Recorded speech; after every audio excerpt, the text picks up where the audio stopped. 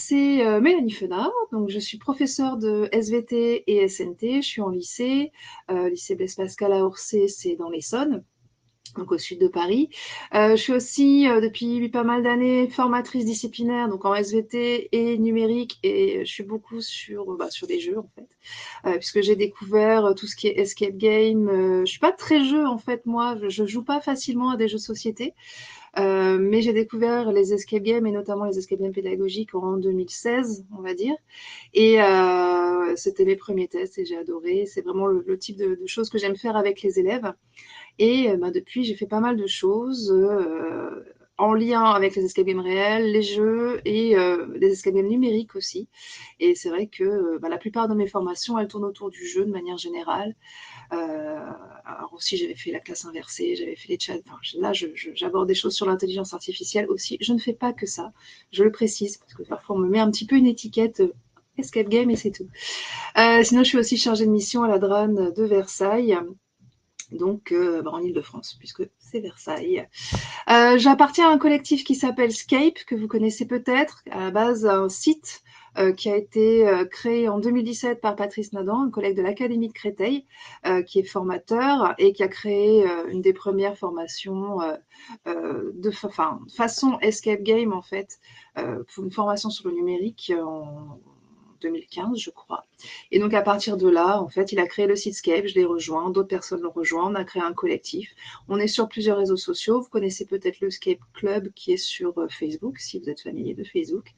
Et puis, donc, on a aussi des antennes un peu sur tous les réseaux sociaux, histoire de faire de la veille autour de ces fameux escape games pédagogiques. Alors, pas que escape game, histoire interactive aussi, tout ce qui est jeu à énigmes. C'est vraiment ce qui nous intéresse le plus. Alors l'idée, c'est que c'est un ludo blabla. Donc c'est pas moi qui vais tout le temps parler, même si j'ai toujours des choses à dire, vous inquiétez pas. Mais j'aimerais bien en fait que ça parte de vous. Donc vous avez peut-être une expérience déjà autour des escape games, ou pas, peu importe. Ce que je vous propose, c'est soit d'écrire dans le chat, soit de prendre le micro, n'hésitez pas. Et puis, soit vous nous parlez de votre expérience rapidement, qu'est-ce que vous avez déjà testé, ou vous pouvez déjà lancer des questions. Donc, je vous laisse un petit temps. Soit on active son micro, soit on écrit dans le chat.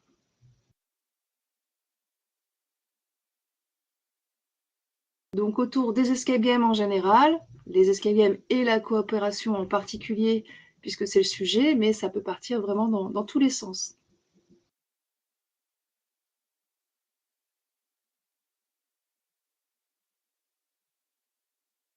Alors, ceux qui ont un micro rouge, n'hésitez pas à l'activer et à poser vos questions directement.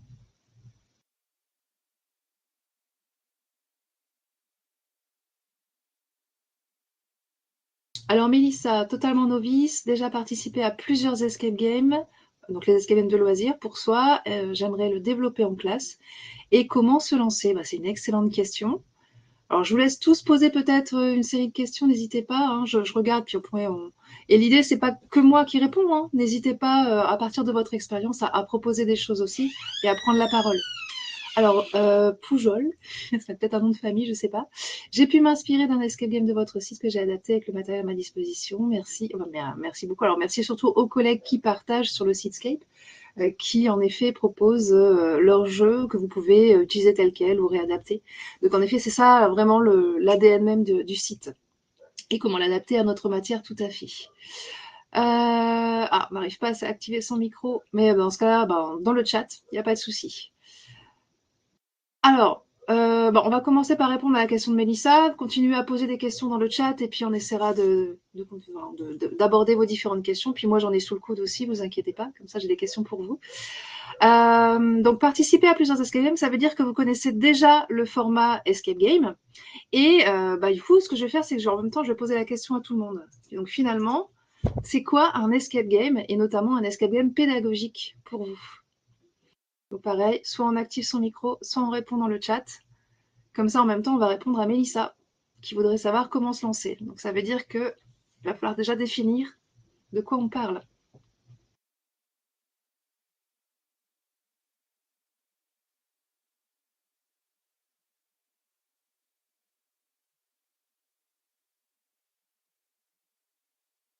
Alors, partir d'un contexte où on va résoudre des énigmes, on peut avoir accès à des indices et on avance dans l'histoire, donc c'est vrai, tout à fait. Alors, c'est ce que disait tout à l'heure Susan, hein, tout ce qui est immersif, l'immersion dans une histoire qu'on va donner dès le départ, donc dans un grand jeu qui va durer peut-être 20 minutes, 30 minutes, 45 minutes, 1 heure, parfois plus. Et en effet, il va falloir s'immerger dans un scénario, dans une histoire. Et dedans, il y a des énigmes. Donc en effet, c'est vraiment le gros point, hein, forcément, des escape games, c'est qu'il y a des énigmes. Et qui dit énigme dit pas forcément des exercices classiques. Un exercice de maths, un exercice de SVT, c'est pas une énigme. Donc ça veut dire que c'est des contenus, en effet, mais qui ont été transformés en quelque chose d'un peu mystérieux. Jeu avec un intérêt pour les apprentissages. Donc en effet, il faut un contenu qui soit en rapport avec ce qu'on veut enseigner. Donc ça peut être un contenu disciplinaire, mais parfois ça peut être aussi juste des compétences, entre guillemets, ou des choses, du savoir-faire, vraiment un aspect manipulatoire qu'on a envie de faire réviser aux élèves. Donc en effet, il y a quelque part un intérêt pour les apprentissages. Souvent c'est du contenu, mais aussi pas mal de choses. Un entraînement, des révisions, etc. D'autres idées encore? Non, je regarde parce que, hop, il y a des gens qui sont en train d'écrire dans le chat ou pas. Alors nous, chez Scape, n'hésitez pas à continuer à écrire, à proposer des choses, hein. On a l'habitude de définir les escape games pédagogiques avec ce qu'on appelle les 5 E. Donc, c'est-à-dire que c'est un jeu en équipe, d'abord. Généralement, on fait rarement un escape game tout seul, dans lequel il y a des énigmes, quand on l'a dit. Alors, en express, alors c'est à la fois temps et espace limité. Alors, espace, ça peut se discuter. Parfois, il y a des escape games qui sont sur tout l'établissement, par exemple. Mais souvent, on est dans une salle de classe, voire dans une portion de salle de classe. Et surtout, on a un temps limité. Et c'est cette pression temporelle qui fait vraiment beaucoup le sel des escape games. Et puis il y a alors une évasion, c'est pas forcément sortir de la pièce, ça peut être ça peut être ouvrir un coffre par exemple, trouver le mot de passe qui va désactiver une IA maléfique. Et l'important c'est que donc ce scénario il est associé à des contenus, donc la partie éducative. Donc soit des contenus, soit des compétences, etc. Souvent il y a un petit peu des deux. Donc ça c'est ce qui fait la structure des escape games de manière générale. Et puis on a tendance en fait à rajouter aussi un 6e E qui est celui des émotions, qui émerge un petit peu de tout ça quand on a réussi à mettre en place un grand jeu. En fait, on vit pendant ce jeu plein d'émotions. Alors, pas forcément que positives, hein, généralement quand même. Bon, ils aiment bien, ils s'amusent bien, ils ouvrent des cadenas, c'est chouette. Mais il y a aussi beaucoup de frustration. Parfois, on n'y arrive pas. Parfois, on perd à la fin. Mais bref, on a comme ça, on vit plein d'émotions. Et l'idée, en fait, de ce qui est même pédagogique, c'est de faire le pari que ces émotions et ces contenus et ces énigmes qui ont été vécus par les personnes, enfin par les élèves, euh, vont aider à la mémorisation. Et comme le disait justement Susan, par contre, ce qu'on ne veut pas, c'est qu'ils retiennent le code du cadenas, enfin, quoique le code du cadenas, il avait un intérêt, mais qu'ils comprennent en fait aussi que les contenus qu'ils sont en train de vivre, c'est pas juste ouvrir un cadenas à un moment donné, c'est aussi des contenus qui vont être importants pour le professeur, pour la discipline en fait, dans laquelle ils sont en train de jouer de manière sérieuse. Et donc, en effet, tout ça, en fait, va pouvoir ancrer à la mémorisation de certaines notions, notamment aussi grâce au débriefing qu'on fait juste après. Donc ça, c'est pour la définition globale d'un escape game pédagogique. Je regarde dans le chat. Superbe. Je transmettrai aux collègues de Scape, hein, donc permis de lancer dans la création d'escape games sur Geniali. Donc ça, c'est en effet les escape games numériques, par exemple avec Geniali. Et il y a les escape games réels. Et souvent, on peut aussi mixer un petit peu les deux. Et aussi beaucoup d'outils sur Scape, donc j'espère qu'on vous aide bien. Laetitia qui nous dit je conçois depuis des années des escape games pour mes amis. Aujourd'hui, j'en intègre dans ma pratique professionnelle. Je m'appuie beaucoup sur mes ressources. Donc ça, c'est très chouette. Donc, on est là pour ça. Et c'est vraiment le plaisir, en fait, de cette équipe bénévole. On est quasiment tous enseignants ou enseignants à la retraite ou formateurs. Et c'est vrai que c'est un peu pour ça qu'on poursuit sur Skype. C'est vraiment pour aider les collègues, partager, recevoir aussi, hein, parce qu'on découvre des choses grâce aux différents collègues et à leur inventivité, en fait, leur grande créativité. Donc voilà pour la définition d'un escape game pédagogique. S'il n'y a pas d'autres questions, n'hésitez pas, hein, s'il y a des questions qui vous viennent, et aussi à activer vos micros. Je vous en propose, alors non, avant ça, j'avais une petite diapo, juste pour parler justement des formats. On parlait de Geniali. Donc c'est vrai que les escape games, c'est pas que... alors c'est souvent, en fait, on l'imagine comme ça, comme dans les escape games de loisirs. Donc c'est-à-dire qu'on a du matériel, on a une équipe, on a trouvé plein de choses, et on va résoudre des énigmes. Ça peut aussi se passer en effet dans un univers numérique. Alors souvent c'est Geniali parce que c'est vrai que c'est un des outils qu'on a beaucoup développé et qui a une grosse facilité pour pouvoir créer facilement des univers très immersifs. Mais d'ailleurs j'ai vu que, je crois que c'est demain, je sais plus si c'est demain ou cet après-midi, mais il y a un atelier sur Rakura, qui est un autre outil qui peut être super intéressant et qui permet de faire des escape games en ligne, mais qui soit en plus très collaboratif. Il y a aussi des histoires interactives, alors qui peuvent être papier, hein, des escape books, mais dont il existe des versions numériques qui vont permettre de naviguer au sein d'une histoire et qui est un peu plus textuelle. Et puis, c'est un peu la démo de Susan tout à l'heure, en fait, hein, les escape cards. Alors, on dit escape card parce que ça, c'est le site Escape Card qui a beaucoup popularisé ça. Après, c'est des jeux façon Unlock avec des cartes et une appli. Et il y a d'autres collègues qui proposent aussi d'autres types de supports, notamment Unfake avec une série de jeux de type escape card, mais en SVT avec une appli à coder soi-même. Donc ça, c'est tout, on va dire, les espèces de différents formats qui sont en lien avec, grosso modo, les escape games au sens large. C'est quoi alors le M pour histoire interactive, ça c'est parce que celle-ci, elle a été réalisée avec un outil qui s'appelle Moiki. Je peux le mettre dans le Moiki, qui est super intéressant, donc créé par un Français, gratuit, et qui est de plus en plus intéressé d'ailleurs par les apports en éducation de leur outil, parce qu'à la base, c'est pas un outil pédagogique, c'est vraiment pour créer des histoires interactives. Sur le site, il y a plein d'exemples d'histoires qui sont, entre guillemets, juste des histoires, mais pas à visée pédagogique. Donc, certaines sont très, très longues et très, très passionnantes à lire et à vivre. Et puis, en fait, on peut le détourner en fait, pour avoir un outil vraiment pédagogique. Donc là, je vous mets un exemple. Alors, mais si vous allez dans Moiki et que vous cherchez, alors ils ont ce qu'on appelle un social club, et dans le Social Club, il y a une rubrique éducatif ou éducation. Et dedans, vous allez pouvoir trouver des histoires interactives qui se jouent très facilement sur smartphone et qui ont une vocation pédagogique. Donc, je sais que Manon de la Team Leaders, elle en a créé plusieurs. Voilà, en français, en SVT, en plein de choses. Donc, on peut vraiment s'amuser à détourner cet outil-là. Alors, ce que je vous propose, c'est une autre question, si vous n'en avez pas. Et surtout, alors c'est pas forcément une question, c'est des affirmations et j'aimerais savoir ce que vous en pensez. Alors, dans un escape game, la coopération-collaboration se met en place naturellement. Qu'en pensez-vous?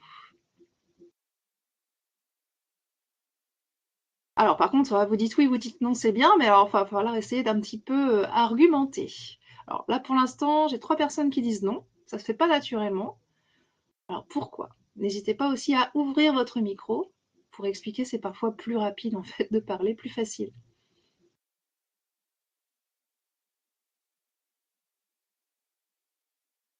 Alors, donc plusieurs personnes nous disent non. Mélissa nous dit qu'il va y avoir naturellement un leader et des spectateurs. Donc c'est vrai, parfois les joueurs en fait ont tendance à prendre des rôles et assez vite en effet, on peut dégager des leaders, des suiveurs, etc. par exemple. La compétition peut prendre rapidement le dessus, c'est vrai. Alors après, il va falloir définir ce qu'on appelle compétition. Bougez pas, je ferme ma porte. Hop. Voilà, essayez de ne pas se faire déranger par la famille. Il faut travailler sur la mécanique de jeu en amont pour le favoriser. Ok. Il y aura des novices, des expérimentés, envie de tout résoudre en premier. Donc c'est vrai, tout ça en effet montre que c'est pas naturel. Alors déjà, c'est vrai que la première chose, c'est qu'il y a des élèves, en plus en fonction de l'âge, il y a des élèves qui ont déjà vécu des escape games et d'autres qui n'en ont pas vécu.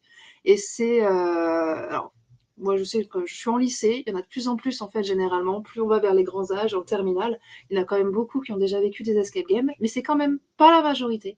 Et donc, c'est un format qui n'est pas forcément évident tout de suite. Alors, d'autant plus si vous proposez un escape card, par exemple, s'ils ne connaissent pas les jeux Unlock, et c'est pas des jeux, enfin, c'est des jeux connus, mais en fait, pas non plus excessivement, et ben en fait, ça peut être extrêmement compliqué, en fait, parce qu'il va falloir déjà, en effet, comprendre les règles, et ensuite réussir à travailler ensemble.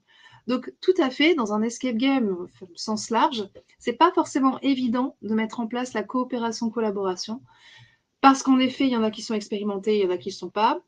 Il y en a qui sont peut-être joueurs, et c'est pas la même chose tout à fait, hein. Il y en a qui aiment jouer et il y en a qui n'aiment pas jouer. Donc ça aussi, ça va être aussi quelque chose qui va les déstabiliser. On n'est pas dans un contexte familial ou avec les copains où on peut se lâcher. On est quand même en classe, donc ça peut aussi les bloquer un petit peu. Donc c'est vrai qu'il va falloir bien réfléchir à la manière dont on va présenter et construire aussi son escape game pour essayer de favoriser cette coopération-collaboration. Alors, est-ce que vous avez des tips, des astuces qui vont permettre de favoriser cette coopération-collaboration?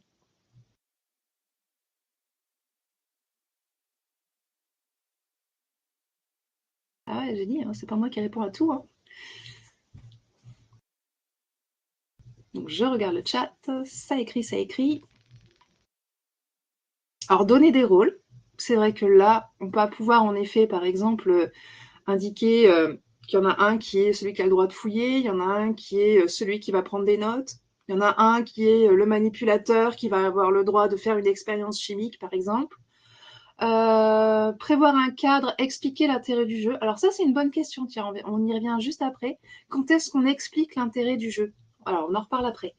Le fait de dire peut aider. Attention, il faut coopérer pour gagner. Donc ça, c'est pas mal. Finalement, ça revient, en effet. Finalement, ce moment où on va dire attention, il faut coopérer pour gagner, quand est-ce qu'on pourrait le dire?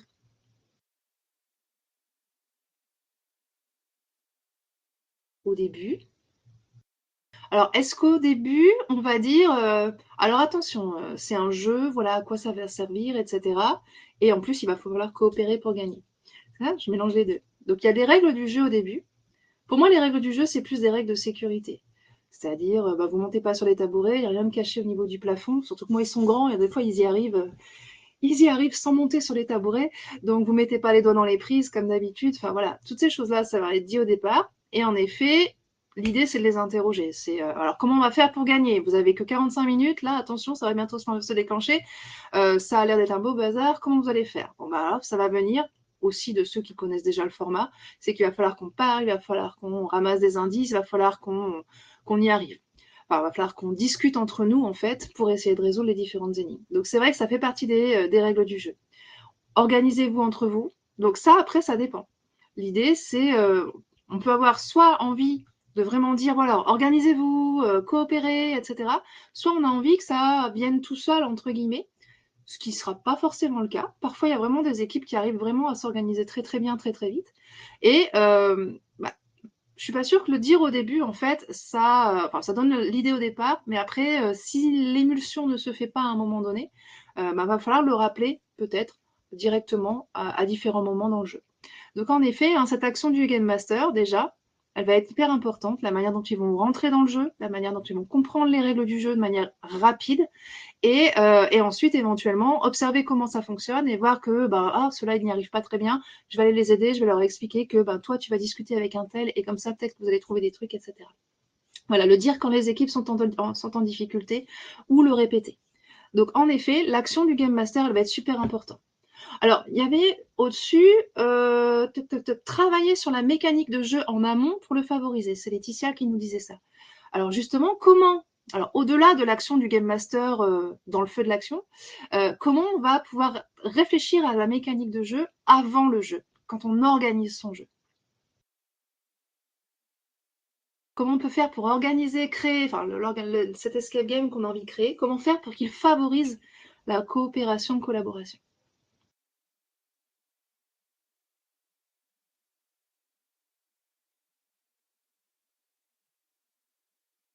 Alors les faire manipuler, chercher, oui.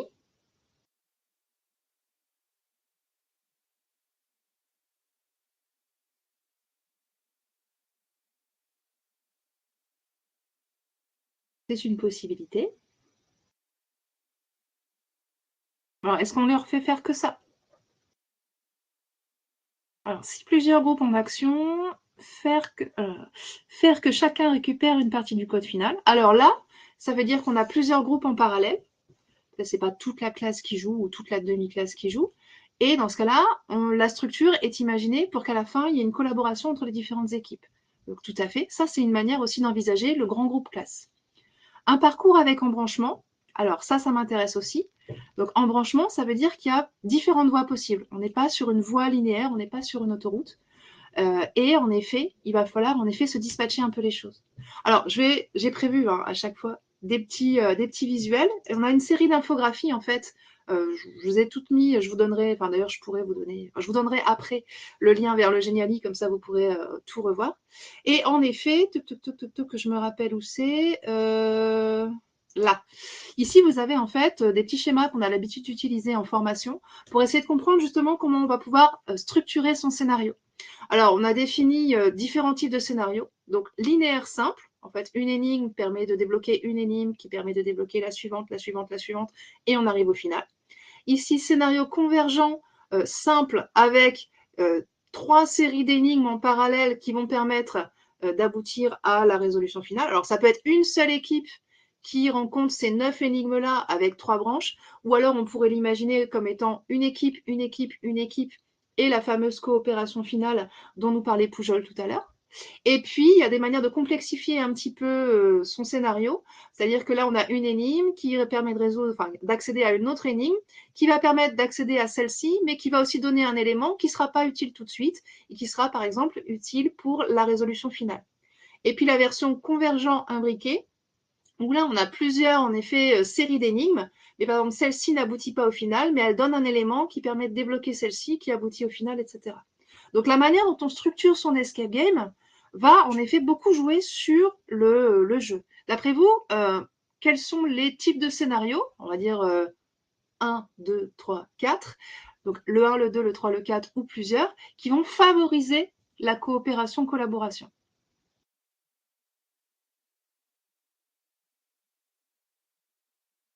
Vous répondez 1, 2, 3, 4 ou comme vous voulez. Alors, 2 et 4 pour Poujol, 2 et 4 pour Mélissa. Donc, on a une unanimité sur 2 et 4. Donc, c'est un peu l'idée, en effet, hein, cette fameuse convergence, le fait que les énigmes soient éclatées. Donc, tous les énigmes, enfin, tous les indices qu'on a, en fait, sont mélangés au départ. Il va déjà falloir faire un tri. Et puis, en fait, puisqu'on est une équipe de 5 ou 6, pourquoi pas faire 3 binômes et que chaque binôme, en fait, commence à travailler sur une série d'énigmes. Mais à un moment donné, il va falloir se combiner pour pouvoir résoudre l'énigme finale, par exemple. Donc, en effet, c'est là où on va permettre le partage des tâches, la collaboration, la coopération. Et ici aussi, là, ici, donc on a ce partage des tâches au départ, mais en plus, à un moment donné, il va falloir comprendre qu'il y a un élément, mais en fait, il ne me sert pas à moi, il sert à une autre énigme, etc. Donc, on a l'imbrication qui va aussi beaucoup jouer sur la collaboration de manière générale. Ici, on est sur des scénarios de type chasse au trésor. Donc, une énigme permet d'en trouver une autre, permet d'en trouver une autre, etc., etc.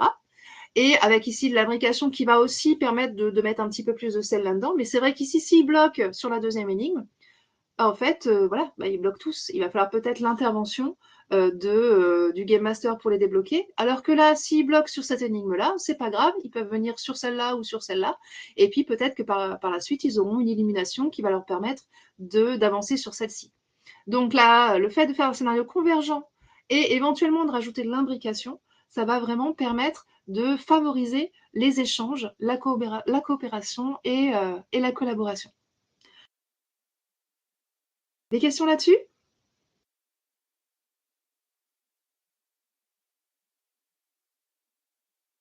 Je vois que Laetitia écrit.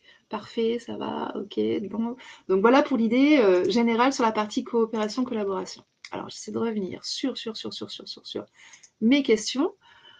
Donc ici, on a vu l'idée à la fois de l'action du Game Master et de la réflexion en amont, c'est-à-dire comment je vais structurer mon scénario. Donc c'est pour ça, généralement, nous, on fait des organigrammes qui ressemblent justement à ces petits schémas qui permettent de visualiser les différentes énigmes et de voir si, voilà, est-ce qu'il y aura bien assez d'énigmes en parallèle? Est-ce qu'il y aura, je vais insuffler un peu de collaboration, enfin d'imbrication pour favoriser la collaboration et aussi pour retarder un peu les joueurs, en effet. L'imbrication, souvent, au bout d'un moment, on se retrouve avec un indice, on ne sait pas du tout à quoi ça sert. Et du coup, ça rallonge potentiellement le temps de jeu. Donc, c'est aussi à réfléchir en fonction du temps qu'on a. Bon, alors, une autre question. Un élève ne joue pas toutes les énigmes, donc ne travaille pas tous les contenus. Lors d'un escape game, bien sûr. Qu'en pensez-vous?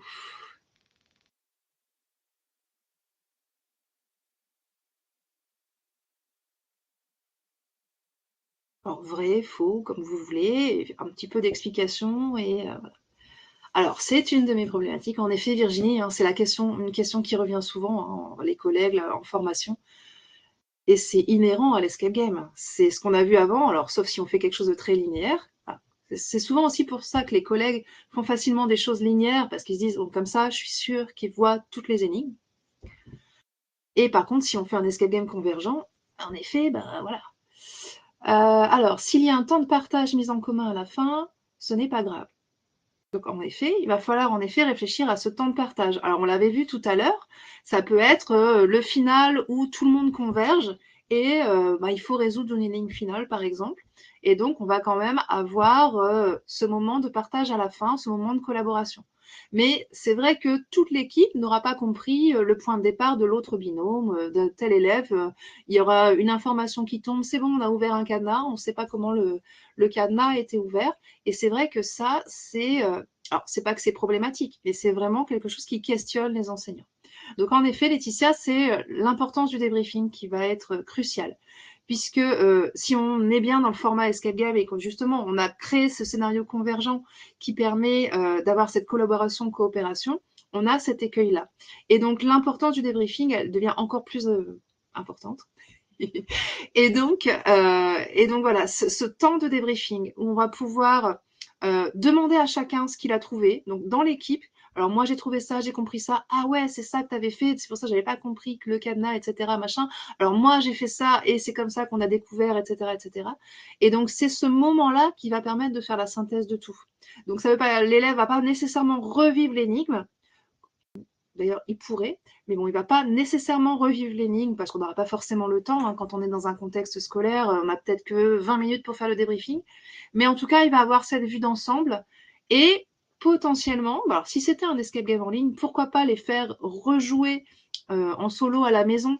Comme ça, on sait que hop, hop, ils ont réussi, ils ont refait au moins les différentes énigmes, ou proposer des exercices qui ressemblent aux énigmes, et comme ça, on sait qu'ils se sont entraînés. Alors, hop, hop, hop, je regarde. Est-ce qu'il garde une trace écrite? Donc, si oui, c'est pas très dérangeant car l'élève qui n'a pas tout fait pourra y revenir ensuite. Donc, en effet, ça, c'est autre chose d'important dans le débriefing, c'est la trace écrite. Pour moi, elle est essentielle quand on est sur un escape game pédagogique. Puisque bien souvent, ils ont joué, puis on fait le débriefing. Mais si on fait le débriefing et qu'il est uniquement oral, peut-être qu'ils vont quand même retenir des choses. Mais nous, on aime bien quand même qu'ils aient un truc dans leur classeur, dans leur cahier. Et donc, la trace écrite, elle va être super importante. Alors, j'ai quelques images d'ailleurs que je vous montre juste après. Je continue sur le chat. Donc, expliquer son parcours aux autres avant de donner le code du cadenas. Donc, ça peut être intéressant pendant le débriefing. Comment j'ai fait mon truc. Par contre, pendant le jeu, c'est compliqué. C'est compliqué de proposer ce temps d'explication. Pourquoi? Parce qu'en fait, ils sont dans une course contre la montre. Le format Escape Games, c'est quand même le chrono. Puis même si on met pas de chrono, il y a quand même la sonnerie à la fin de l'heure. Donc le cours, il se terminera à un moment donné. Il faut quand même énormément timer. Et les élèves, ils ressentent très très bien cette pression-là. C'est d'ailleurs pour ça aussi que parfois ils trichent, hein, c'est qu'ils essayent d'aller vraiment plus vite. Parce qu'en fait, c'est l'objectif du jeu, c'est d'aller le plus vite possible. C'est pas seulement de gagner, c'est de gagner le plus vite possible. Donc, c'est difficile de leur dire attends, t'ouvres pas le cadenas, d'abord t'expliques aux autres. Dans le contexte du jeu, c'est super compliqué. Mais pendant le débriefing, là, on pourra demander aux élèves alors, explique comment tu as trouvé le code du cadenas. Hop, une trace écrite, Mélissa, ou la possibilité de refaire l'escape game en ligne. Donc, en effet, c'est ce qu'on disait et c'est vraiment extrêmement important. Alors, j'en profite, du coup, je vous montre un petit peu. J'ai prévu quelques images de ce que je fais dans mon classe et justement les différentes phases avec ces histoires de traces écrites et de débriefing à la fin. Alors, petite entrée dans ma classe et je suis en train de me dire, oups, c'est la diapo d'après. Donc, la première phase, c'est l'entrée dans le jeu. Et vous voyez qu'on est sur un moment, en fait, alors, j'ai pas mis, mais souvent, moi, je mets une vidéo avec un avatar, ou alors je fais une petite scène un peu théâtrale, et très vite, il se lance. Donc, il commence par fouiller dans la pièce, il la retourne un petit peu dans tous les sens, les cachettes, elles sont parfois un petit peu marrantes, et puis, voilà, il y en a un petit peu partout, et surtout, j'affiche un chrono. Donc, ça, c'est la première phase, et on a vraiment, normalement, cette immersion dans le jeu, cette entrée dans le jeu. Donc, c'est joli. Hein. Les élèves joueurs redécouvrent l'espace, ils s'immergent dans le jeu, ils entrent dans un nouveau rôle. Et le prof Game Master, lui, il va assurer l'entrée dans le jeu, il va veiller à la sécurité. Et sur cette première phase, il n'est que observateur. Dans la deuxième phase, pardon, j'y arrive pas, hein. Je dirais deuxième étape par la suite. Donc l'idée, c'est de résoudre les énigmes et d'aller le plus vite possible. Donc là, je mets quelques exemples dans mes classes, hein. C'est soit ils ont parfois des manipulations, parce que je suis prof de SVT. En SNT, ils ont beaucoup plus de numérique et de documents de manière générale. Et vous savez qu'en plus, ils ont le droit d'écrire sur les tables, parce que j'ai la chance d'avoir des paillasses dans les salles de TP. Donc on est sur des moments justement de grosses discussions intenses et d'essayer de faire des liens entre les différents éléments. Et vous voyez que là, du coup, ils peuvent écrire aussi des choses. Et donc, c'est pas mal aussi pour anticiper le débriefing. Je leur dis surtout à la fin, vous n'effacez pas parce que ça vous servira justement pour comprendre, pour ce qu'on va faire après le jeu. Donc là, on a des élèves qui discutent, qui font des liens, qui progressent par essai-erreur et qui s'amusent ou pas. Ça dépend, il y en a qui n'aiment pas forcément. Le prof Game Master, alors je l'ai mis avec sa petite tasse de café, mais en réalité, il est quand même actif, hein. Il veille sur les équipes et il donne des coups de pouce si besoin. Et surtout, il lâche prise, c'est-à-dire qu'il ne va pas donner tout de suite les solutions. Jamais, d'ailleurs, il donne une réponse. Et l'idée, c'est que vraiment, il soutient, il aide un petit peu, il essaie de les rapprocher de la bonne réponse, mais sans jamais donner la réponse. Et puis, bon, alors, généralement, les élèves gagnent. C'est pas forcément toujours le cas, hein. Il y a des profs qui veulent absolument que les élèves gagnent, donc ils font tout pour. Et puis, il y a des profs qui disent non, non, c'est le jeu, ils peuvent perdre. Et donc, ils vont ouvrir un coffre, par exemple, un coup de gong, enfin bref, que ce que vous voulez, et un petit diplôme, par exemple. Et donc, vous voyez, par exemple, ici, c'est ce qu'on indiquait tout à l'heure. En fait, on disait qu'il pouvait y avoir une résolution finale des différentes équipes qui jouaient en parallèle. Et là, vous avez le genre d'objet, en fait, qui peut vous aider aussi à proposer cette coopération finale ou collaboration, donc coopération. Bref, ce travail ensemble au final pour pouvoir ouvrir le coffre, surtout si vous avez 2 ou 3 équipes en parallèle qui vont vivre en parallèle donc le même escape game. Là, vous avez ce qu'on appelle un moraillon ou une mâchoire de consignation, ça se vend sur des sites en ligne ou peut-être même sur peut-être dans des Leroy Merlin ou des choses comme ça, je sais pas. Ça sert en fait à fermer des casiers ou à fermer des coffres, mais en glissant jusqu'à 6 cadenas. Et vous pouvez mettre donc 6 cadenas avec des codes différents, bien sûr, peu importe le cadenas, ou des couleurs différentes. Et donc, une équipe va venir ouvrir un cadenas. Donc, c'est vraiment ce genre d'objet-là qui va favoriser en fait la coopération finale dont on parlait tout à l'heure. Donc, les bonbons, hyper important, hein. Il n'y a pas que des documents de cours dans le coffre, sinon ils sont un peu déçus en fait. Et puis au final, le fameux débriefing. Alors comme je vous disais justement, hein, il y a ce temps, notamment ici, on va récupérer le matériel, on va discuter ensemble de comment tu as résolu telle énigme, telle énigme. Et puis ça, c'est un exemple de trace écrite en fait que je fais faire à mes élèves. C'est-à-dire que je leur prépare en fait au départ la silhouette avec les numéros des énigmes. Ils ont aussi un organigramme qui leur permet de revoir justement les différentes énigmes, les différents éléments. Et ils discutent ensemble et ils sont censés reconstituer ce que leur a apporté d'un point de vue connaissance le fait d'avoir vécu cet escape game. Donc là, c'est un exemple autour de la structure de l'ADN. Et donc moi, en tant que prof, je reprends un peu progressivement ma posture de prof, avec éventuellement un passage aussi au tableau s'il y a besoin, ou alors si c'est juste autour des éléments, ici, pour pouvoir réexpliquer certaines choses. Donc les élèves joueurs relâchent leurs émotions, refont le match, reprennent leur rôle d'élève, tandis que le prof Game Master rythme le débriefing, valorise, encourage la parole, reprend la posture de prof. Donc voilà, c'était ces petits éléments-là, notamment sur la partie débriefing, qui correspondent justement à ce que vous disiez. Alors, quel est le nom de cet outil? Alors, je vais l'écrire dedans. C'est une mâchoire de consignation. Mâchoire de consignation. Et que je me rappelle, je sais plus, il y a un autre nom, mâchoire de consignation. Et je sais plus. J'ai un gros blanc.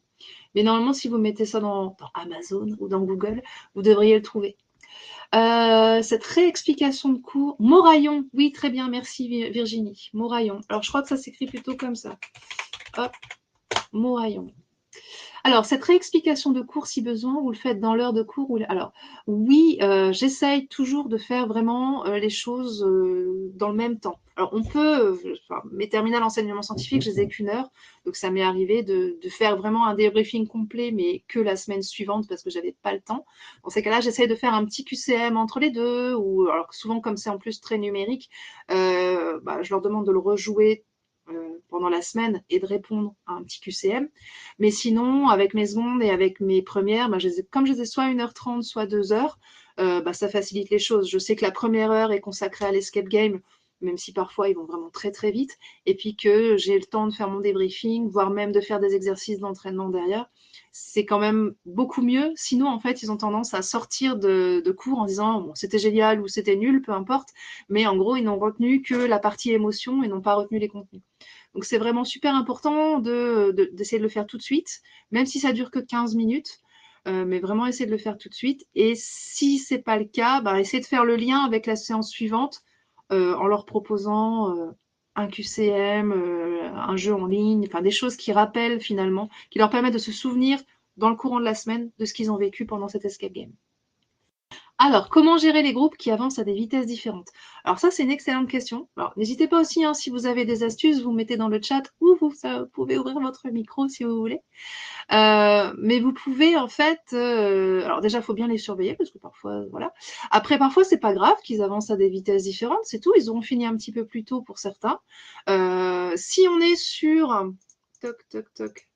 Je reviens ici. Voilà. Si par exemple le final c'était ça et qu'en fait ben, il y a une équipe qui a déjà ouvert son cadenas et il y a l'autre équipe qui est en difficulté, ben, soit c'est vous qui allez apporter de l'aide sans jamais donner la réponse, soit, et ça dépend des élèves que vous avez, ben, vous pouvez proposer à une équipe ou demander à l'équipe qui est en retard, est-ce que vous voulez que les autres vous aident un petit peu, sachant que les autres ne doivent pas donner la réponse non plus. Moi, ce que je fais généralement, c'est quand j'ai des équipes en parallèle, ils ont les mêmes énigmes, mais avec des petites subtilités, ce qui fait qu'au final, de toute façon, ils n'ont pas le même code.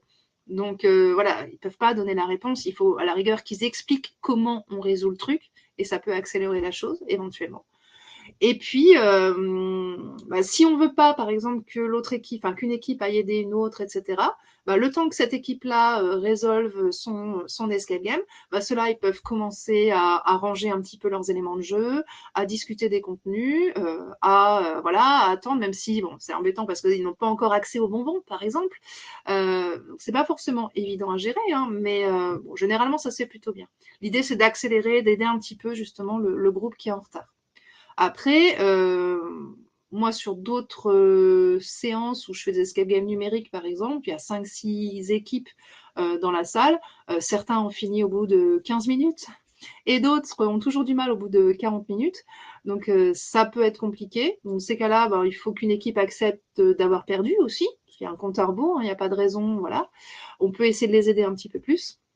Et puis ceux qui attendent, qui ont fini au bout de 15 minutes, ce que je leur propose généralement, parce que c'est des escape games numériques, c'est bon, bah, vous en commencez un autre, parce que j'ai des séries d'escape games qui ne sont pas forcément faites que par moi, hein. Il y a plein de collègues qui ont partagé sur Skype. Et donc, bah, hop, faites le petit escape game, la version collège, en attendant, etc.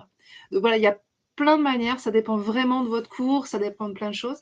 L'important, c'est qu'il y ait vraiment ce compte à rebours, parce que ça va les aider aussi, en fait, ça va les stimuler. Le compte à rebours qui est affiché au tableau. Et puis, savoir gérer les aides. Alors, l'autre possibilité, c'est que les aides, on peut les avoir déjà prévues. Souvent, c'est plus facile quand on a déjà vécu, on sait déjà les difficultés sur lesquelles les élèves vont buter. Et donc, on a déjà prévu, par exemple, des petits papiers avec des coups de pouce en disant hop, hop, hop pour aider.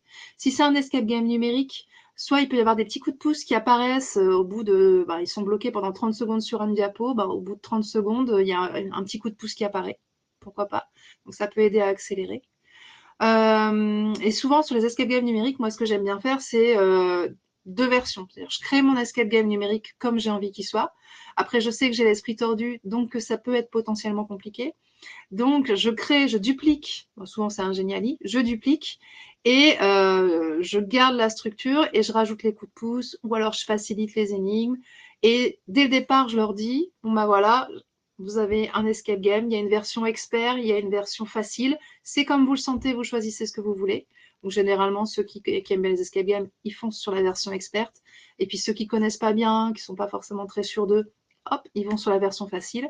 Et puis, donc ça, généralement, moi, je les laisse choisir. Mais pourquoi pas aussi, si vous connaissez bien vos élèves et que vous connaissez leur profil, dans ce cas-là, vous faites des équipes à l'avance. Et hop, ces équipes-là, vous savez que c'est bon, vous voulez les mettre un peu en difficulté, et ben ils auront la version experte, ça va les ralentir. Et puis ceux-là, ils ont plus, enfin, c'est potentiellement, ce sera plus compliqué, donc ils vont avoir la version facile. Et là, ça va permettre de fluidifier, d'accélérer un peu le jeu. Donc ça peut être sympa sur des escape games numériques d'avoir à chaque fois deux versions, facile, pas facile. Je parle beaucoup, je trouve. Est-ce que vous avez d'autres questions, d'autres astuces? Moi, sinon, après, j'ai plein de questions en stock, hein, ne vous inquiétez pas. Hop, mais n'hésitez pas. Alors, on était sur laquelle? On était sur celle-là. Bon, je propose une nouvelle question. Il est quelle heure? Il est midi, on a encore un petit quart d'heure ensemble. Bah ça, on en a déjà parlé, donc je vais peut-être passer. Les équipes sont en compétition, pas en coopération, collaboration. Alors c'est vrai, alors moi je sais sur mon premier escape game, bah, j'avais juste 2 équipes en parallèle, chacune son coffre. Il y en a une qui a gagné et les autres ils étaient dégoûtés et ça les a ralentis sur la fin. Donc faire une coopération finale entre les différentes équipes, ça va quand même mettre une meilleure ambiance. Ils sont quand même un peu en compétition, mais on va dire émulation ou compétition positive. Mais de toute façon, à la fin, il faudra qu'ils réussissent tous ensemble. Et donc, le fameux mot rayon à la fin, c'est vraiment l'outil idéal pour faire coopérer et donner une meilleure ambiance entre les différentes équipes. Alors, ça, j'aimais bien. Alors, réflexion d'un collègue, ça, c'est même de moi d'ailleurs. J'ai testé un escape game en ligne pour mes élèves, mais j'ai mis plus d'1 heure. Ils n'y arriveront pas. Qu'en pensez-vous?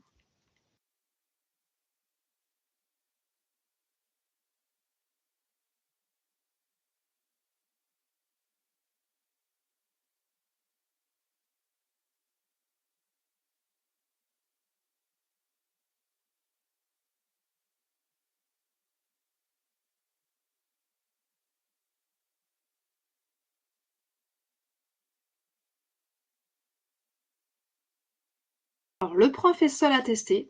Les élèves à plusieurs auront peut-être plus de rapidité. Donc, merci Poujol. Donc en effet, déjà quand on est tout seul devant un escape game, bah forcément on est beaucoup plus long qu'une équipe. Alors c'est pour ça que même les escape games numériques, il ne faut pas les envisager comme un jeu solo. Si on va le faire, alors, s'ils sont à la maison, ils le feront peut-être tout seuls quand même, hein.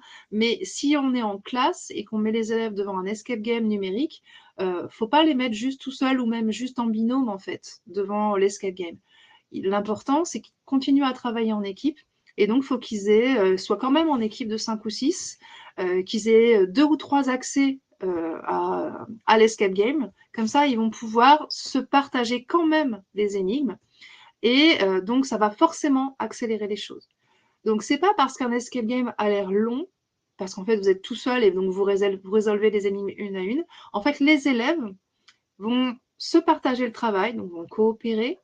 Ils vont aussi collaborer pour résoudre ensemble des énigmes. Donc, à 2 cerveaux ou à 3 cerveaux, on est souvent plus efficace qu'à un cerveau. Ça dépend pourquoi. Mais pour les escape games, c'est pas mal parce qu'on n'a pas tous la même manière de penser. Et puis parfois, les élèves sont plus efficaces que les profs, hein, parce que ben, les profs, ils sont dans leur manière parfois un peu sérieuse de penser les choses, et les élèves sont peut-être plus créatifs, et donc peut-être qu'ils auront des idées géniales que vous n'avez pas eues tout de suite. Donc c'est pas parce qu'un escape game a l'air long qu'il est pas faisable en classe. En réalité, il faut essayer de favoriser la mise en place du jeu pendant la classe pour qu'ils puissent quand même se partager les énigmes et quand même travailler ensemble. D'où une coopération en effet nécessaire. Donc après, si l'escape game, il le joue à la maison ben, pour le refaire, ben, il sera peut-être tout seul, ben, peut-être qu'il demandera à ses frères et sœurs de l'aider, à ses parents, etc. Peut-être qu'il contactera ses copains en ligne et qu'ils se mettront ensemble avec un chat à côté et qu'ils essaieront de le faire ensemble. C'est encore mieux. C'est d'ailleurs c'est ce que beaucoup de profs faisaient pendant les confinements. C'est là d'ailleurs où il y a eu un gros boom des escape games sous Geniali, puisque ben, l'idée c'était de les faire travailler en ligne. Donc soit on créait une classe virtuelle et ils étaient tous au même moment en train de le faire, soit on pouvait très bien leur dire, bon ben essayez de trouver un moment avec vos camarades pour le faire pendant la semaine et on en discute après en classe virtuelle. Donc même avec un escape game numérique, on peut faire de la coopération. Et vous avez, ben, je crois que je l'ai déjà dit tout à l'heure, hein, un autre outil, alors, parce que souvent on parle de Geniali, mais avec Rakura, avec donc, je crois le créateur, je ne sais plus son prénom, son nom de famille c'est Régnier, je crois, sera là demain dans un des lieux d'atelier ou lieu de quelque chose. Bah, en fait, c'est un outil qui va permettre de se connecter à plusieurs, comme dans un jeu multijoueur, en fait. Hein, si vous avez déjà vu vos enfants ou des ados en train de jouer à, je connais pas ça trop bien, à GTA ou des choses comme ça. Enfin bref, ils ont plusieurs avatars en fait dans un jeu et en fait ils jouent ensemble à faire plein de trucs, voler une voiture ou tout ce que vous voulez. Bah, en fait, avec Rakura, vous pouvez créer un escape game collaboratif. Ils se connectent tous ensemble et ils font des choses différentes en fait. Et on peut voir justement que tel joueur distant a fait telle chose et moi je suis aussi dans le jeu et j'ai fait telle chose. Donc il y a aussi des outils qui vont permettre cette collaboration en ligne ou coopération, collaboration, coopération. Donc bref, c'est faisable aussi avec un escape game numérique. C'est quand même assez sympa à voir. Même des terminales, elles sont souvent à fond. On les met à 5 ou 6. Ils ont 2-3 ordinateurs, ils y vont. Et moi, je crois, des fois, vraiment, ils y arrivent en 10 minutes alors que c'est prévu sur 45 minutes. Donc là, en effet, on essaie de voir comment on peut gérer la bascule entre les deux. Allez, encore une dernière question. Il est midi 4, peut-être une ou deux. Tous les élèves aiment jouer. Ça fonctionne à tous les coups.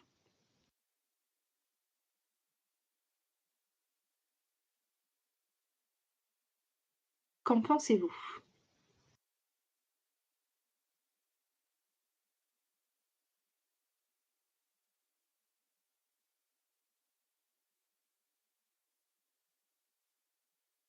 Alors, il y a plusieurs personnes en train d'écrire.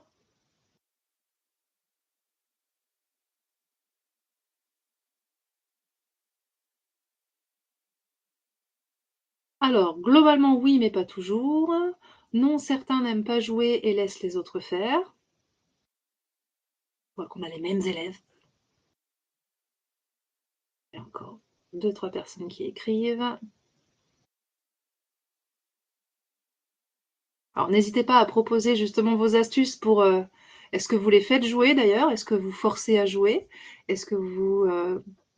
qu'est-ce que vous faites dans ces cas-là? Donc certains sont timides, c'est vrai. Parfois c'est de la timidité, hein. C'est pas tellement qu'ils n'aiment pas jouer, mais ils sont pas dans un contexte familial, classique. Ils sont quand même dans une salle de classe et ils le ressentent quand même. C'est noté, madame. J'adore cette question. Non, je pense qu'il est important de faire un bilan de l'escape game, point fort, axe d'amélioration. Donc en effet. Alors en effet, certains en fait vont avoir besoin aussi de comprendre l'intérêt. C'est oh mais on est en classe, on va pas jouer. Enfin, il y en a certains qui adorent être en classe de manière classique, hein, c'est des bons élèves, ils sont, comment dire, ils sont bons, ils ont compris les codes, on va dire, de la classe, et voilà, il suffit de répondre, il suffit de comprendre, il suffit d'écouter, il suffit de réussir les exercices, et là, ils sont peut-être déstabilisés par une situation où soit ils n'aiment pas jouer tout court, soit en fait ils aiment l'école telle qu'elle est, ils n'ont pas envie de jouer particulièrement, soit ils détestent jouer, enfin voilà, on a plein de profils d'élèves. Il y en a qui vivent peut-être des choses dans leur vie qui font que en fait, ben, ils sont, je sais pas, déprimés, pas envie de jouer ni quoi que ce soit, pas envie de faire, envie de rester à l'écart. Donc c'est pas forcément toujours évident à gérer. Généralement, la plupart sont à fond dedans et rentrent, hein. Mais il y a quand même toujours des élèves pour qui c'est plus compliqué. Alors, je continue à regarder. Il faut éviter de proposer un jeu après une récré. Alors après, ouais, parfois, on n'a pas le choix, hein. Parfois, on a toujours après la récré. Mais c'est vrai que, voilà, ils peuvent être un peu excités, éventuellement. Alors moi, je dirais, il faut aussi éviter le lundi matin à 8 heures en période d'examen. Je l'ai énormément ressenti une fois avec vraiment toute une classe qui voulait pas du tout. Mais voilà, il faut aussi choisir sa période, ça c'est sûr. Maintenant, en effet, voilà, on n'a jamais du 100%, rarement du 100%. Donc, il faut aussi prévoir ces cas-là. Donc, ça peut être, alors, on ne force pas à jouer, bien sûr. Un élève qui ne veut pas jouer, il ne jouera pas, et puis, bah, tant pis. On peut inciter à jouer. On peut éventuellement avoir déjà prévu des coups de pouce de manière générale et hop, lui glisser un petit indice supplémentaire, lui dire hey, regarde, là, il y a un truc qui est caché et tout, comme ça, c'est lui qui trouve. Et puis l'inciter éventuellement à aller tiens, regarde, ce camarade-là, il a un truc là, va le voir, vous allez peut-être pouvoir faire des trucs ensemble. Donc, il faut être extrêmement observateur au début, en effet, pour éviter de laisser quelqu'un sur le côté. Essayer d'inciter justement cette fameuse collaboration-coopération, donc en donnant des petits coups de pouce, etc., on va dire personnalisés. Et ça peut aider certains joueurs à rentrer dans le jeu. Après, certains n'aiment vraiment pas du tout cette posture-là, ou n'arrivent pas du tout à communiquer, par exemple, avec les autres, et donc n'ont pas forcément envie. On peut leur donner des rôles différents. On peut très bien leur dire, bon alors toi en fait du coup bah si tu veux vraiment pas, tu joues pas. Mais ce que je te propose dans ce cas-là, c'est d'essayer de faire soit le secrétaire, on a prévu une fiche et tout, tu t'essaies de prendre des notes, de voir un petit peu comment ils ont fonctionné. Ça peut vraiment intéresser parfois des très bons élèves, très sérieux là. Hop, moi je prends des notes, éventuellement ils prennent des photos. Alors faire attention quand même avec ça, mais essayer de prendre des photos des différents éléments, voilà, essayer de pas prendre la tête de leur camarade, par exemple, mais juste les mains. Donc comme ça, ils ont un petit rôle de reporter, pourquoi pas, de journaliste.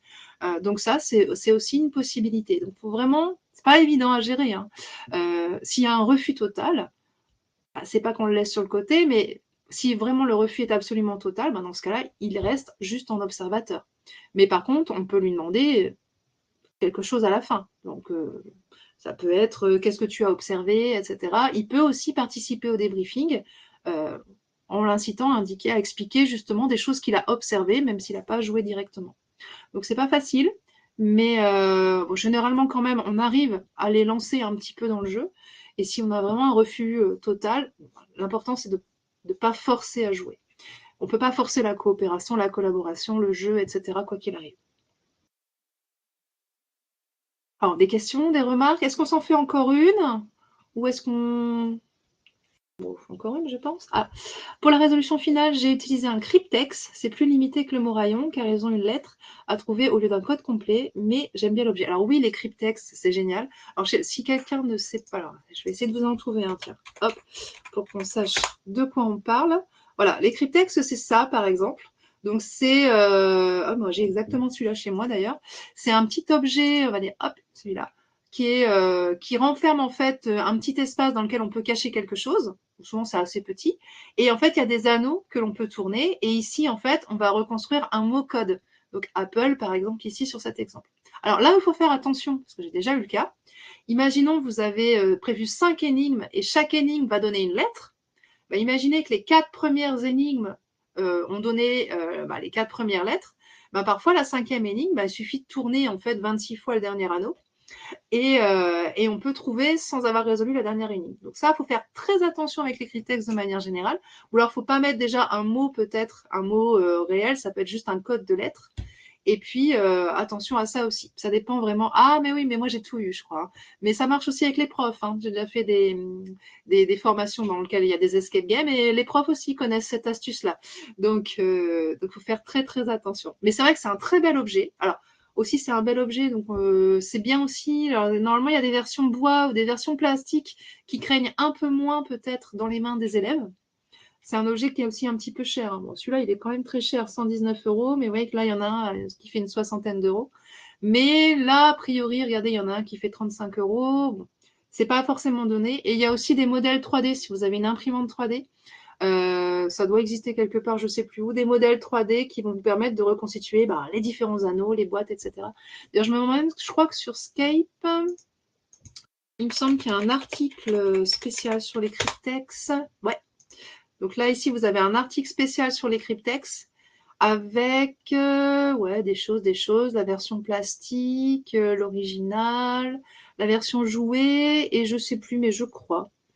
Voilà, là, vous avez différents exemples. Ah oui, celle-là, j'ai celle-là aussi, elle est super sympa, mais je ne sais pas si elle est encore en vente. Je vous mets le lien dans le chat.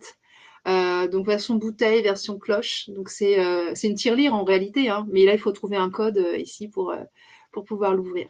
Donc voilà, vous avez cet article-là, et ça c'est un joli cryptex qui renferme une clé USB, mais je l'ai, mais il est cassé. On me l'avait offert pour la fête des mères. Parce que c'est ça aussi l'intérêt quand on commence à faire des escape games pédagogiques, ça devient après le cadeau idéal, les cadenas, les machins, les tirelires avec des codes, etc. Bon, il est midi 12. Je ne sais pas si on a le temps. Bah, ça, on en a déjà parlé. Ah, juste une petite question. Celle-là, elle est vraiment importante parce qu'elle revient très, très souvent. Qu'en pensez-vous? C'est ingérable en classe entière.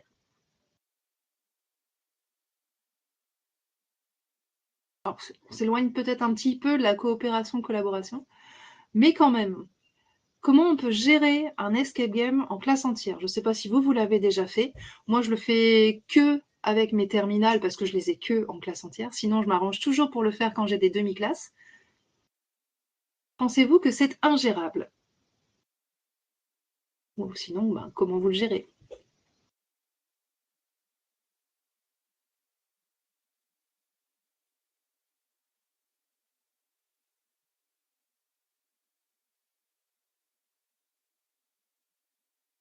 Je vois que ça écrit dans le chat.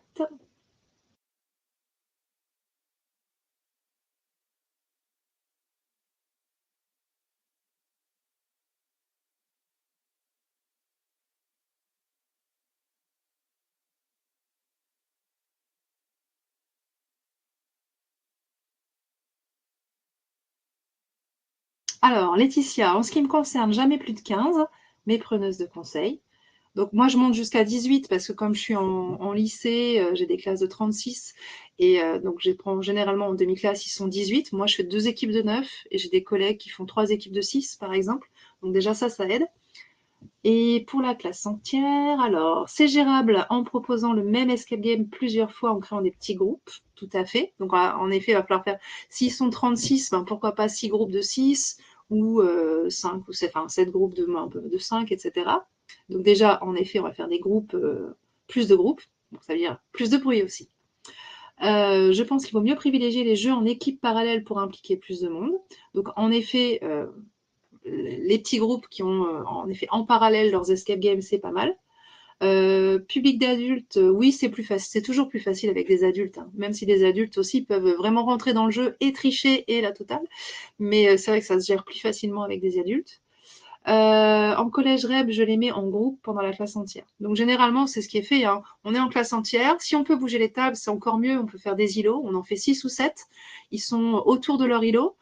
Soit on les laisse pas bouger, c'est-à-dire qu'il y a des choses cachées au-dessus, en dessous des tables, etc., dans des objets, mais ils sont pas censés bouger et ça permet quand même d'éviter qu'il y ait des gens tout partout, on va dire. Autre possibilité, on peut dire qu'il y a l'équipe jaune, l'équipe rouge, l'équipe bleue, blablabla, et qu'il y a des indices bleus, les indices rouges, les indices jaunes. Et donc, c'est-à-dire qu'ils ont le droit de se déplacer, mais ne prendre que les indices qui correspondent à leur couleur. Donc ça, c'est une manière de faire. Alors, il peut y avoir quand même un gros bazar dans ces cas-là. Dans ces cas-là, on en a parlé tout à l'heure, donner des rôles. On peut avoir le rôle de celui qui a le droit de fouiller. Je sais pas, il a un truc autour du cou et c'est lui qui a le droit de se déplacer et il se lance dans la fouille. Mais comme ça, on n'a qu'une seule personne par équipe qui va aller chercher dans toute la pièce. Et puis si jamais ça le saoule et s'il en a marre, hop, ben, il file son tour de cou à un autre de son équipe et c'est l'autre qui va. Mais comme ça, il n'y en a qu'un à la fois. Donc ça peut être pas mal pour gérer justement les escape games réels en classe entière. Après, c'est beaucoup plus facile si c'est un escape game numérique qui sont autour de leur îlot et de leur ordinateur. A priori, ils ne bougent pas trop. Mais on peut mêler les deux et puis avoir quand même des choses qui sont cachées sous la table, par exemple. Donc ça, c'est vraiment des manières plein de collègues qui ont testé. Moi, je ne l'ai pas tant fait que ça, hein, mais c'est vraiment issu de leur expérience. Et il y a quand même toujours moyen, en fait, de le faire. Ça dépend vraiment de la classe aussi qu'on a, hein, tout simplement. Charlie doit y aller, ce qui va me permettre, en effet, de... Je crois qu'il est en train de me dire qu'il faut que j'arrête, en fait. Donc voilà, il y a des techniques, et même en classe entière, on peut y arriver. Alors, ce que je vous montre, et puis comme ça, on peut se dire au revoir. Non, non, je veux pas couper ton atelier. Non, non, c'est juste que moi, je dois y aller. Mais enfin, vraiment, c'était hyper chouette. Et non, non, s'il y a des questions, enfin, bien sûr que vous pouvez continuer. Les ateliers reprennent que cet après-midi, donc voilà, c'est D'accord. pas gênant. Merci beaucoup, D'accord, bah, Mélanie. je Merci à termine Escape, en deux c'était minutes. super. Pas de souci. Ok, merci Charlie. Donc, c'était simplement pour donner donc, le lien vers le site Scape que vous connaissez peut-être. Vous pouvez nous contacter. Sur la plupart des réseaux sociaux, vous nous trouvez en Scapédu. On va essayer de prendre tout le temps le même pseudo. On a donc notre club sur Facebook. On a 2 bouquins aussi qu'on a proposés qui vont, voilà, celui-là sur les escape games en général et celui-là post-confinement, beaucoup sur les escape games en ligne. Je vous donne le lien vers la présentation, comme ça vous l'avez, et vous avez aussi toutes les infographies. Je ne vous ai pas tout montré, mais je les ai toutes mises comme ça si jamais ça vous intéresse. Et puis, écoutez, merci beaucoup pour votre présence, pour le blabla via le chat. Moi, j'ai l'impression d'avoir beaucoup parlé quand même, mais bon, c'est bien parce qu'on était quand même interactifs via le chat. Ah, et le mystère des 5 terres. Alors, c'est vrai, je ne l'ai pas mis là, le mystère des 5 terres. C'est un autre bouquin qu'on a fait, mais celui-là, il est plus loisir. Ça, c'est des bouquins, on va dire, de pédagogie. Et puis, le mystère des 5 terres, il y a 5 escape books, 5 escape games textuels. Et 5